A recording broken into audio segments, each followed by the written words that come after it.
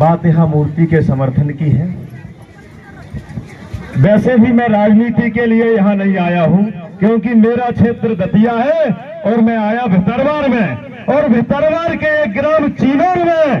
तो यहाँ तो राजनीति का ऑप्शन 1% नहीं होता है। यहाँ कोई ऑप्शन होता है तो वो केवल मूर्ति का ऑप्शन होता है, और मूर्ति के समर्थन के लिए मैं दतिया से चलकर यहाँ आया हूँ। इसीलिए नहीं आया हूँ कि आपके बीच में बोल करके चला जाऊंगा, इसीलिए आया हूँ कि ग्वालियर के प्रशासन ने मूर्ति से टच करने की भी कोशिश की, तो वर्तमान में लोग जान दे देगा, लेकिन मूर्ति से टच नहीं होने देगा। मेरे सम्मानित साथियों, ये कहने के लिए मैं आया हूँ। मेरे सम्मानित साथियों, हमने और आपने संविधान को पढ़ा है, और संविधान में ये लिखा है प्रशासन का एक कर्तव्य होता है कि समाज में सामंजस्य बनाए रखें। लेकिन बड़े दुख के साथ मुझे बताना पड़ रहा है, प्रशासन सामंजस्य बनाने की कोशिश नहीं करता है, प्रशासन गुंडागिर्दी करता है। और वो गुंडागिर्दी कौन सी? गुंडागिर्दी मुझे यहाँ देख करके तब लगी तब मैंने भवन पर लिखा देखा अंबेडकर भवन। मेरे सम्मानित साथियों, उदाहरण के रूप में जहां मंदिर बना होता है, मंदिर में भगवान की मूर्ति लगती है कि नहीं लगती है?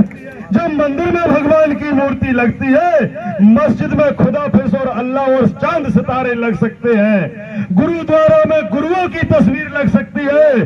तो ग्वालियर का कलेक्टर और प्रशासन बता दे कि अंबेडकर भवन में अंबेडकर की मूर्ति क्यों नहीं लग सकती है? मैं उससे सवाल पूछता हूं, बताइए मेरे सम्मानित साथियों। इसीलिए मैं ग्वालियर के कलेक्टर से कहना चाहता हूं कि मूर्ति की ओर चिताने की भी कोशिश मत करना, नहीं तो तेरी आंखें फोड़ने का काम लोकेंद्र करेगा। ये ध्यान से सुनना, मेरी चेतावनी है। और जो तेरे में हिम्मत हो प्रशासन, वो मेरे पर व्यक्तिगत कर लेना, समाज की ओर आंख उठा करके मत देखना। हम वही ऊधम सिंह के वंशज हैं, वही ऊधम सिंह के वंशज हैं जिस ऊधम सिंह ने भारत नहीं इंग्लैंड में जनरल डायर को नहीं छोड़ा था। मेरे सम्मानित साथियों, ऊधम सिंह की वंशज है कि नहीं है? उस जनरल डायर ने भारत में आकर के नरसंहार किया था, और ऊधम सिंह ने इंग्लैंड में जाकर के उस जनरल डायर को मार दिया था। क्यों? क्योंकि वो भी प्रशासन का अंधकार में था। प्रशासन का ऐसा वक्त था जिसने नरसंहार किया था। वो कोई डाकैत नहीं था, वो कोई आम आदमी नहीं था, वो प्रशासन का वही डाकू था जो डाकू आज कहते हैं कि अंबेडकर भवन के सामने से मूर्ति हटा लो। मेरे सम्मानित साथियों, कौन सा तात्पर्य मैं पूछना चाहता हूँ, क्या मूर्ति हटाना उचित है? क्या हमने कभी कहा है कि मंदिर में से मूर्ति हटा लो? हमने कभी कहा है कि गुरुद्वारा में से जो है गुरुओं की छाया चित्र हटा लो? क्या हमने कभी कहा है कि मस्जिद में चांद सितारे नहीं होने चाहिए? जब हमने नहीं कहा है तो फिर प्रशासन के लोग क्यों कह रहे हैं कि मूर्ति हटा लो? भाई ये सवाल है कि नहीं है? ये उदाहरण दे, सामंजस्य की बात करते हैं कि हटाने की हमने कोई गलती ही नहीं की। हमारी गलती तब हो जाती तब यहाँ अम्बेडकर भवन नहीं होता। अम्बेडकर भवन किसने बनवाया? ये वहाँ किसी की नाम प्लेट लगी, मैं वह पढ़ने नहीं गया, वहाँ दूर स्पष्ट लिखा था अंबेडकर भवन चीनौर। जब आप अंबेडकर भवन देने वाले हो तो मूर्ति का विरोध करने वाले होते कौन? और मेरा समाज के लोगों से इतना ही कहना है कि जिंदा है तो जिंदा नजर आना चाहिए, जिंदा है तो जिंदा नजर आना चाहिए। बात उसूलों की हो तो टकराना चाहिए, टकराने में हमें पीछे बिल्कुल नहीं हटना चाहिए। क्योंकि हमारी समाज में बात करें साधना की तो गुरु रविदास ने जन्म लिया है, और वो गुरु रविदास ने जन्म लिया है जिनने शास्त्रार्थ में पूरे भारत के संतों को हराने का काम किया था कि नहीं किया था? हम बात करें पढ़ने लिखने अध्ययन की तो हमारे समाज में परम पूज्य बाबा साहब अम्बेडकर ने जन्म लिया है, और बाबा साहब अम्बेडकर ने भारत के लोगों के अध्ययन में नहीं हरा दिया, विश्व रिकॉर्ड किया, और जिसका उदाहरण कोलंबिया यूनिवर्सिटी है क्या नहीं है? Columbia university.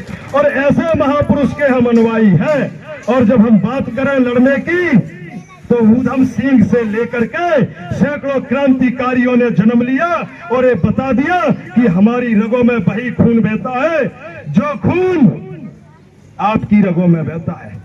हम कहीं कमजोर नहीं है। वर्तमान की बात करें तो जब देश की बात होती है, जब सीमा की बात होती है, तो हम सीमा पर लड़ने में कभी कमजोर नहीं रहे। जब हमारे राजा महाराजा हुआ करते थे, इतिहास में पढ़ा है, तो इन छलियों ने कभी भी हमें तलवार से नहीं हरा पाए। इनकी आज भी हिम्मत नहीं है तलवार से हराने की।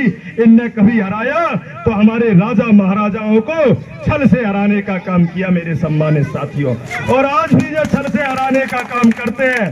वर्तमान में हम देखें, जब भारत और पाकिस्तान की लड़ाई हुई और भारत और पाकिस्तान में कोई टकराने का काम किया, तो हमारी बहन ने टकराने का काम किया, जैसे हम और सब गर्व से नाम लेते हैं, जिसका नाम है व्योमा सिंह। टकराई के नहीं टकराई देश से, तो सदैव कुर्बानी देने का काम किसी ने किया है, तो हमारी समाज ने देश हित में और न्याय हित में काम किया है। हम कभी लड़े हैं मेरे सम्मानित साथियों, तो न्याय के लिए लड़े।